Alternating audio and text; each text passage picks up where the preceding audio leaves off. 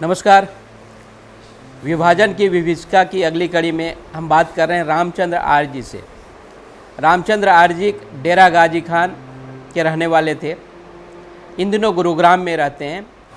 इनकी उम्र 96 वर्ष है। आगे की कहानी इन्हीं की जुबानी, इनसे ही हम सुनते हैं कि इन्होंने। बाबूजी बताएं कि बंटवारे के समय आपकी उम्र कितनी थी और कहाँ रहते थे आप? हम छोटी झील में रहते थे और 22 जनवरी सन 47 में मेरी शादी हुई। मैं 20 साल का था। मेरा जन्म 1927 का है और हमारी 2 कपड़े की दुकानें थी और घर में भैंस थी, 3 घोड़ी थी और ज़िम्मेदारी थी। उसका ज़िम्मेदारी का वो हमें यहाँ बल्लभगढ़ के पास ज़मीन अलाट हुई और हमारा शहर बहुत सुंदर था और बहुत अच्छी वो थी, रिवाज थे। आप गरीब हैं, आपके लड़की की शादी है, तो जिनके घर भैंसें होती थी ना, वो एक एक लोटा दूध उसके घर दे आते थे कि भाई मेहमानों को। वहाँ चाय का रिवाज नहीं था, चाय थी ही नहीं। वहाँ दूध और लस्सी और मक्खन। और उस गरीब के घर में बिस्तर भी पहुँचा देते थे अपने आप और दूध भी पहुंचा देते थे। चोटी में उस समय आबादी किसकी ज़्यादा थी, हिंदुओं की ज़्यादा कि मुसलमानों की? आई हमारी 10% आबादी थी, 90% मुसलमान थे। उन दिनों कैसा माहौल था? बहुत बढ़िया माहौल था। मेरा एक मुसलमान था, रहीम बख्श। जी जी। तो ये जो बंटवारे के समय का माहौल हम पूछ रहे हैं। मुस्लिम लीग ने ही ये बवंडर खड़ा किया था और हमारे शहर वालों ने, जो बाहर से लोग कटे पिटे आए गांव से, उनकी बड़ी सेवा की। वहाँ आर्य समाज वालों ने सबकी सेवा की। स्कूल में कैंप था। स्कूल गांव शहर से थोड़ा बाहर था, थोड़ा सा तो मिलता हुआ था। तो वहाँ पर वो जो गांव से हिंदू कटे पिटे आए। तो किसने काटा पीटा? मुसलमानों ने ही काटा पीटा ना? हाँ, मुसलमानों ने। जी। वहाँ एक कौम थी, कछेला कौम। वो बदमाश थी, ज़्यादातर उन्होंने गड़बड़ करी। किस वर्ष आप लोगों ने अपना गांव छोड़ा? हमने 47 में छोड़ा। कौन सा महीना था? महीना हमारा था, मैं, मेरी पत्नी धर्मपाल की पत्नी, लीलाराम की पत्नी। हम अच्छे घर के थे। हमें पहले गाजी खान भेज दिया था कि अगर चोटी में बर्बाद हो जाए हम सब, तो ये 3 बच जाएंगे, जब हमारा ख़ानदान बच जाएगा। तो ये आप तीनों भाई थे क्या? हैं जी, आप तीनों भाई थे मेरे।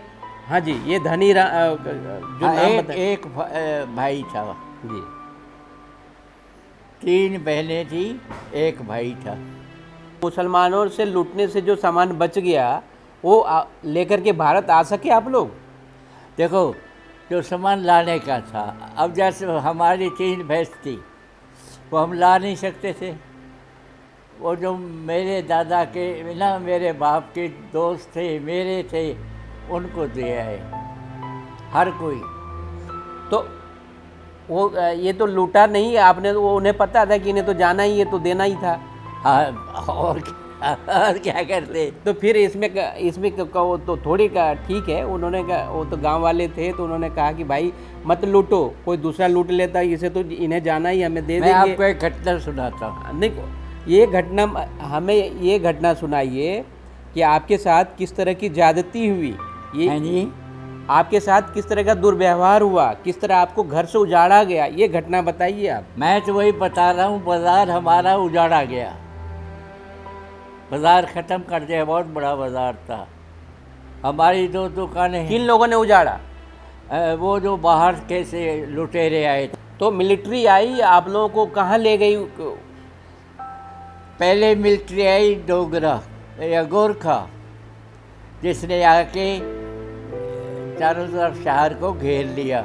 लेकिन जब बलोच रेजिमेंट आई, ये बदमाश थे, हमारे निकालने के लिए बलोच रेजिमेंट आ गई थी, ये तब्दील कर दिया था इनको।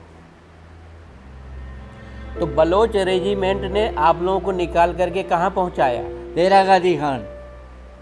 उसके बाद हम डेरा गाजी खान में रहे, और वहाँ 2 कैंप थे।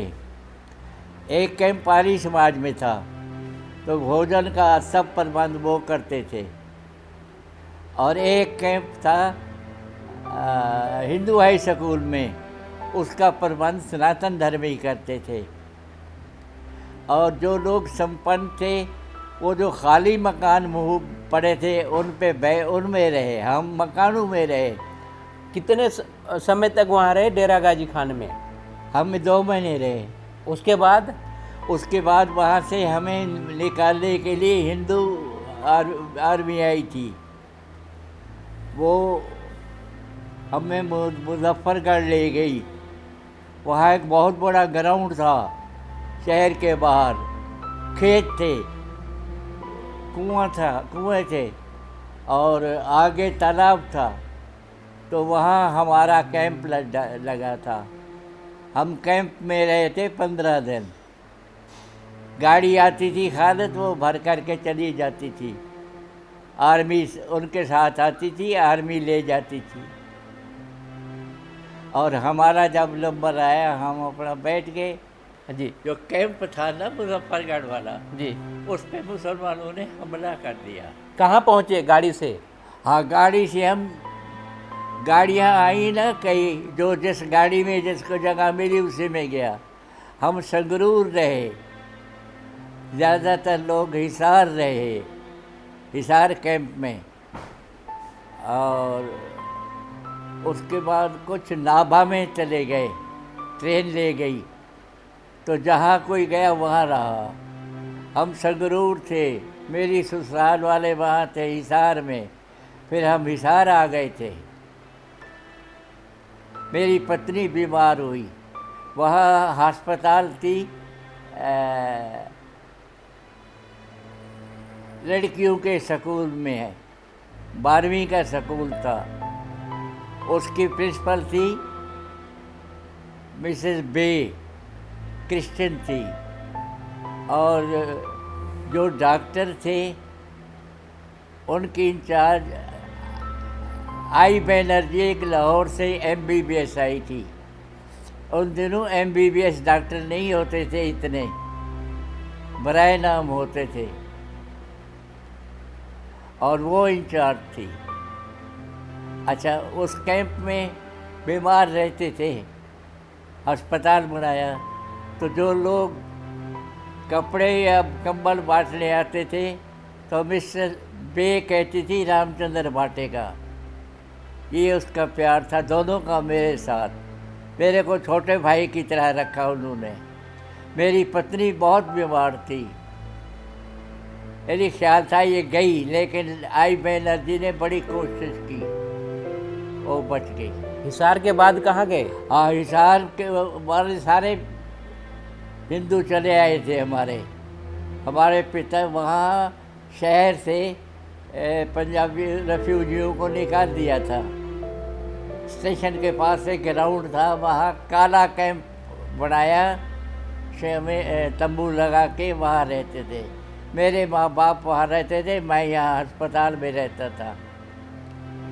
और फिर हम सबसे आखिर में आए, और हमें पलवल भेज दिया गया।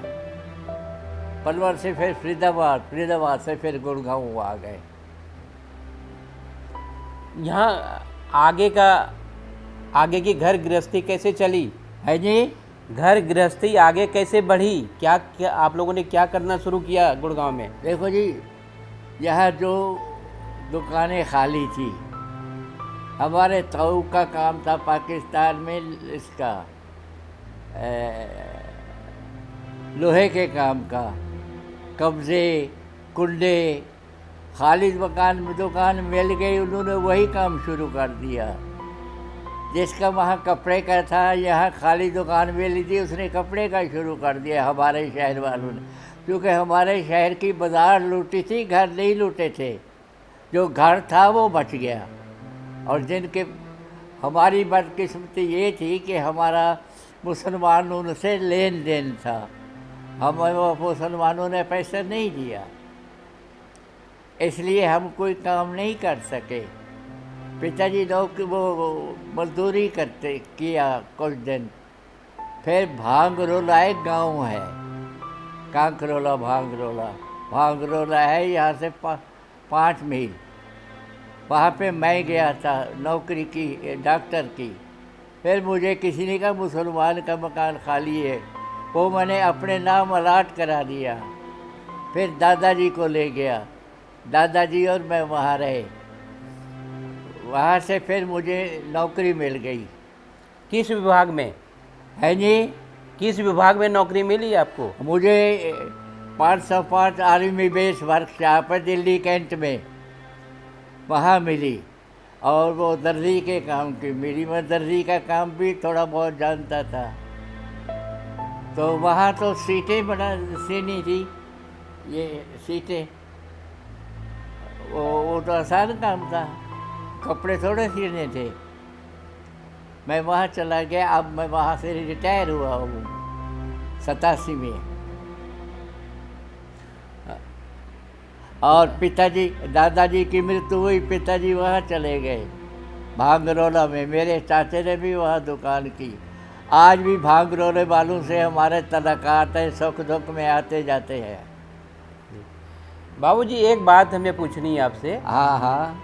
कि बहुत अच्छा परिवार आपका चल रहा था, कारोबार चल रहा था आपका, ज़मींदारी थी, हर चीज़ थी, लेकिन उसके बाद भारत आने के बाद आपके पिताजी को मजदूरी करनी पड़ी।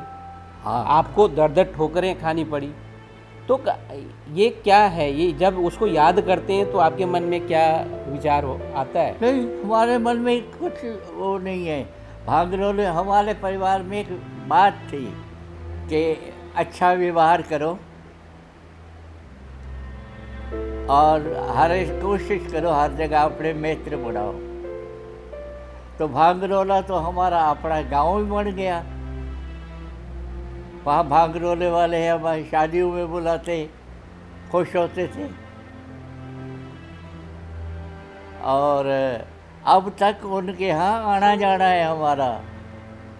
अब पिताजी गुजर गए सन 80 में, लेकिन मेरा भाई है छोटा फरीदाबाद, उनका वो सरपंच था, उससे यारी थी पिताजी की, वो वही निभाते रहे। अब भी भांगरोला में हमारा दबदबा है कि 8वें राम का परिवार के बच्चे हैं। उनके बच्चे भी, हमारे बच्चे भी इकट्ठे खेले। तो ये थे रामचंद्र आर्य जी, और ये विभाजन के लिए मुस्लिम लीग को दोषी मानते हैं।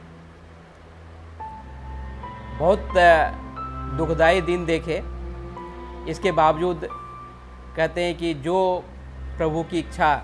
आप या आपके आसपास भी कोई ऐसा व्यक्ति या कोई ऐसा परिवार हो जिसने विभाजन की विभीषिका झेली हो, उस दंश को देखा हो, उसकी पीड़ा बर्दाश्त की हो, तो वो भी हमारे साथ अपना अनुभव साझा कर सकते हैं। हम उसे अपनी इस श्रृंखला का हिस्सा बनाएंगे। इसके लिए आप हमसे vkv.panchjanya@gmail.com पर संपर्क कर सकते हैं, और अगर आप चाहें तो वीडियो बनाकर भी भेज सकते हैं। एक बार फिर से देख लीजिए, हमारा ईमेल आईडी है vkv.panchjanya@gmail.com।